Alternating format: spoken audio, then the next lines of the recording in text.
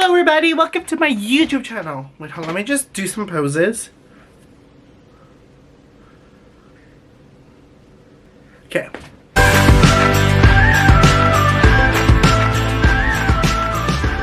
Hi everybody, welcome to my YouTube channel. So it's the Oscar week. By the time this video comes out, the Oscar has finally happened. Again, I am recording this before the actual event happened, so I have no idea who won Best Picture, Oscar picture.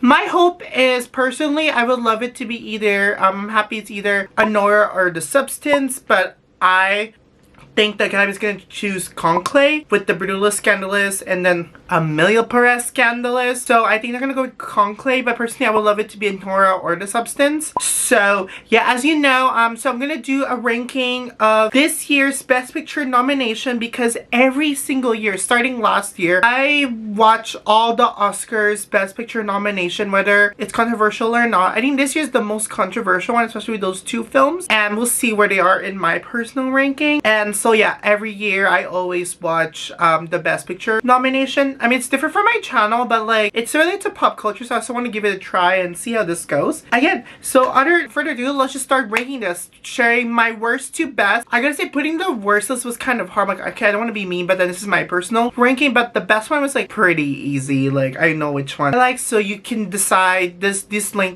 ranking will let you decide which one is worth your time or not. And again, I made a TikTok on my TikTok of guides of how I would personally watch these movies, so make sure to check that out if you would like. If you're planning to, watch all of this after the Oscar to see what the fuzz about, why it lost or won or whatever. So yeah, further ado, let's just get right into rankings. Okay, let's start with the bottom fives. Ooh, this was so hard. I was thinking, which one is the worst? I know people are gonna put Amelia Perez, but it's not Amelia Perez in my ranking. She is, we'll get into her, but I'm gonna honestly put a complete,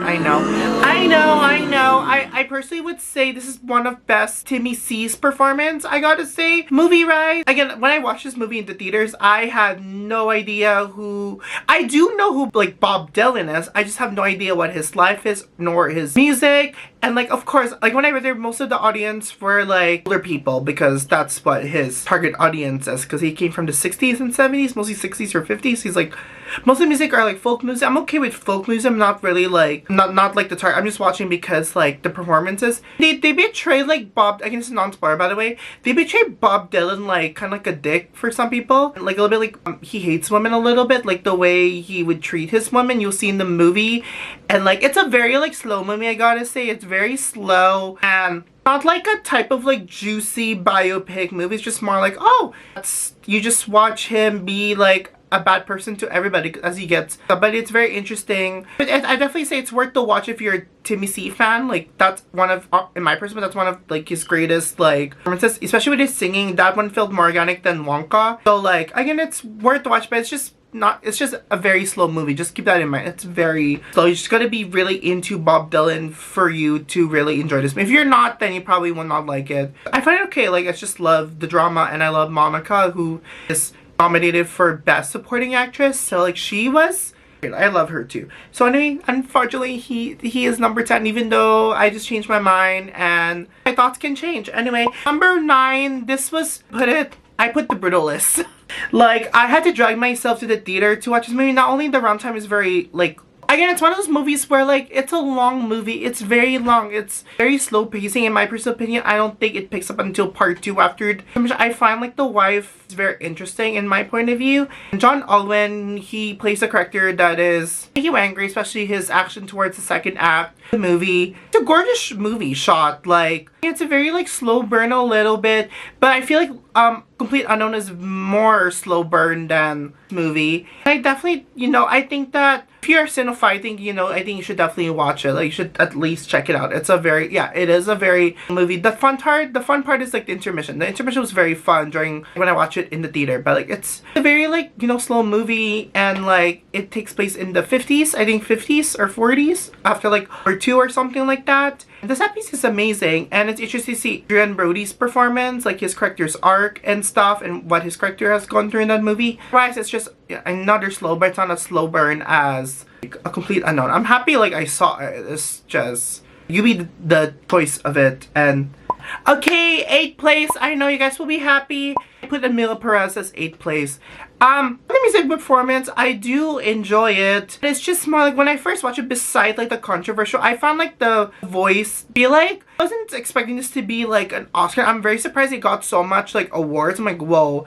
I find it's more like honestly campy. If you watch this movie like being campy, then you're in for a treat, especially Selena Gomez's like delivery. I didn't realize how funny. It's more funny once the internet picked it up, especially with that infamous line or whatever, the blonde hair. The musical numbers, I like, it's a little bit awkward though, because I know except for Selena Gomez, like none of them are like really like singers. Like we'll get into Wicked, but like it's as I said in my TikTok video, I think it's a great movie to watch in the evening, especially with the aesthetic of it. And it's very upsetting like what the director said about, which makes a lot more sense with his choices in this movie. Otherwise, like I love one musical number. I love like the surgery musical number. That one's like a fun one. The only positive thing is I do love Zoe Saldana's performance. I think it's one of her best. It's just unfortunate she is stuck with this like not so good movie, unfortunately, but she's one of like the best performances. And I gotta say, of course, her Spanish is more better than Selena Gomez, but like I would watch it if you're a big Zoe Saldana fan, and that's one of her best performances. I gotta say, I really enjoy her performance in this movie. And I didn't know it was LGBT, so that was a great surprise once I watched it. But then after the stuff that the actress says, it changed my mind. But like, yeah, she is unfortunately I think the reason why it's not lost is because like, I don't know, it's watchable. It's not very slow. I mean, it's a little bit, no, it's not really slow. It's a very like fast-paced because of the musical numbers. Maybe the musical numbers might throw some people off, but they just weren't, the ideas were, they just weren't excluded properly. Anyway, okay, let's move on. Number 7. I know this will hurt some people, but I put Conclave. Again, the reason why it's not the very bottom, because again, it's another like slow-paced movie, but I do love where the location is, because I love the aesthetic. I love like the Italy location. The location looks so gorgeous and beautiful. I watched this in theater, and it's a very like it makes you think a lot. I know it took me a while to like understand what is going on, other than like you're looking for like a new pope and stuff. It made you, it's like more like a type of movie where you question about everything. And like, and then my only problem is like the pacing is very slow. It's very slow. Not as slow as Complete Unknown, but this is very slow. It's a long movie, but it's not like super long. No, it's still 2 hours, like almost 2 hours and 30 minutes, whatever. But like, I was shocked with the ending. I'm like, oh, I didn't know they were actually legit going there. And you know, I just love the atmosphere. That's all I can say with this movie. It's a very like movie, but there's just better ones that I found it surprising with Conclave. I try to like, because I know everybody loves this movie. I'm just like, okay, I just love the aesthetic, but it's just, it didn't really like hook me, unfortunately. Or maybe, yeah, it's hard. Anyway, so let's move on to number 6. I put Nickel Boys. Again, that's one of the most like beautiful aesthetic movie. Most of the movie takes place like in like early 2000s, like those like small, like a square screen or whatever. It is it's about like, it's not really based on a true story, but it's something that happened like I think during the civil rights movement or whatever, where like black people would go to, like African Americans would go to like this school or something like that, and then you know they're trying to change them. It's a very like aesthetic movie. I mean, it's a little bit like slow. I think like the first perspective was, it's kind of like, it took me a while to really like get used to it, because most of it is through like first perspective, where it feels like you are watching it with the main character's like point of view. That's what the entire movie, it's a very like artistic choice. It's very artistic, and the reason why it's not like really last week's, I just love how artistic. It's a very like strong movie, but again, it's another like slow movie. Again, it's not, I think that one is more adorable than Conclave in my personal opinion. It's a very like, again, artistic movie. I'm glad that I saw it, especially like the third act. It was like, wow, I'm a little bit edge on my seat when they tried to like escape from the school. It was a little bit like crazy. Yeah, that's a little bit my quick thoughts about Nickel Boys. So we're moving on to the top 5. The top 5 was a little bit easy, which I personally love. I gotta put I put Dune Part 2. But so I did rewatch it again, because the last time I saw it was literally on theater. So again, let me just rewatch it again. And I'm very surprised, because when you asked me in my first watch, I was like, this is so slow, but yet it's so like entertaining. But when I watched it for a second, it moved by so fast. Again, it's a great like it's a very like epic like science fiction. I felt like I'm watching something from the 50s or 60s, that type of like aesthetic like Denis Villeneuve. Like I love the cinematography from the movie. It's gorgeous. Again, I love Florence Pugh, I love Zendaya's performance, but I just felt like it's kind of funny because everybody is like angry. I mean, they are angry. Like Zendaya is mostly like angry towards the entire movie, especially with Paul's choice. Unfortunately, I think Timothy C's performance is better in Complete Unknown than Dune Part 2, because Dune Part 2 is kind of just playing like, I felt like a little bit like his like persona, how he portrayed himself through like the media or whatever. That's just my take on his performance. And I love the action sequence. I think my favorite that stood out to me was the last scene, the last like 15 minutes with him and Austin Butler, like that intense fight sequence. I'll never forget it, how I felt while watching it. And it's a great, I don't know, it's a very like grand movie, and it's, of course, it's better than like the first one, but I think it's worth to watch. Even though if you want to skip, you can just go right into it. It's a very like action-packed movie. I gotta say the actions are a little bit slow, but it's action. It's very like slow. It's very like a little bit like science fiction. But yeah, that is number 5. Okay, let's move to number 4. Number 4, I put I'm Still Here. I'm Still Here is such a hard movie to find. I had to do some research. That's all. I'll get into it. But I did finally saw it, and I'm happy. I think it's best to go just like as blind as possible.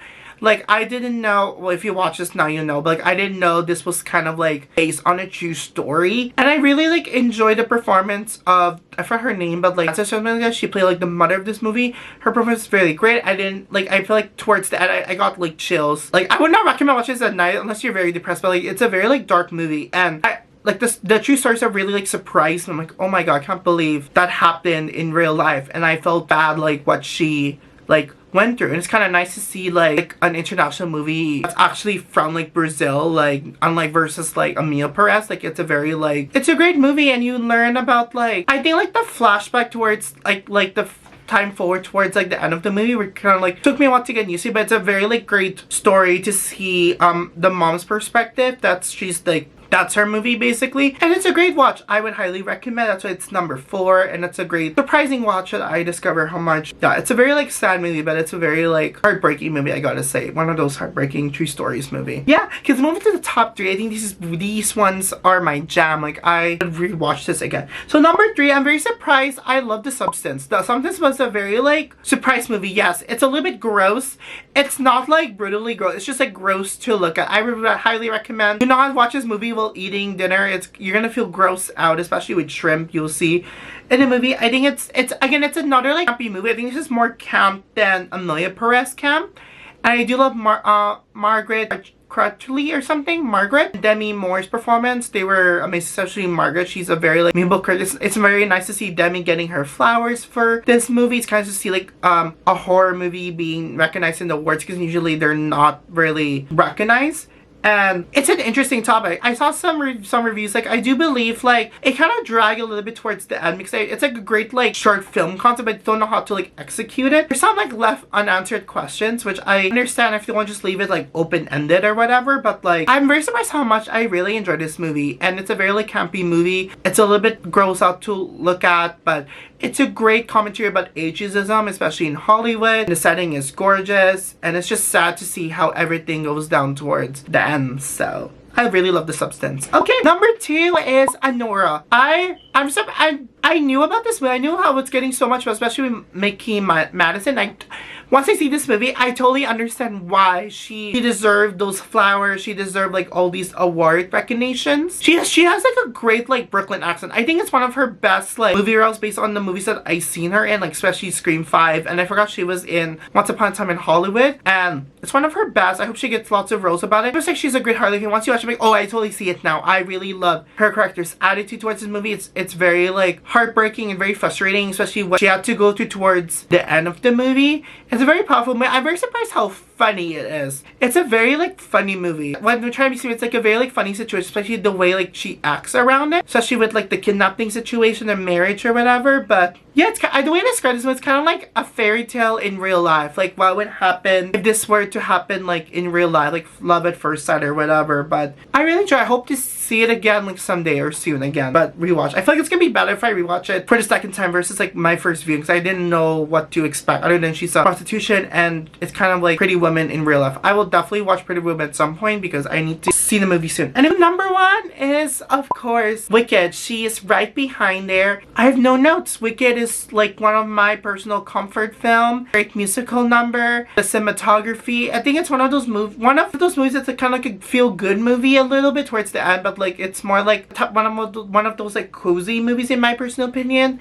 And the performances are amazing. Again, it's way better than Mia Perez, definitely. And Ariana shines like a bright like diamond. It's it's like a fun like cozy movie. That's all I'll say about Wicked, because everybody knows I love Wicked at this point. But Wicked's my #1 movie. I'm just sad it's not getting its flowers, but hopefully part 2 will fix all of that. So yeah, those are my personal rankings of Best Picture of this year. Let me know, comments below, what do you think of this year's Best Picture nomination? Who do you wish that at this point won that award? And I personally think last year's a lot more stronger than this year, but I feel like this year's very like interesting ideas than last year. I feel like last year was a lot more stronger. And again, I didn't realize like half of them were the stars from Once Upon a Time in Hollywood. That is really crazy.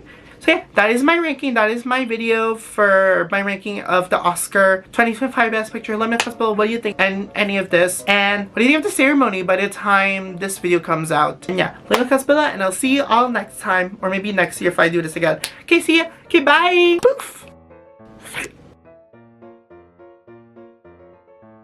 8th place, which will be, I'm so sorry, but oh, wait, that's it? Okay.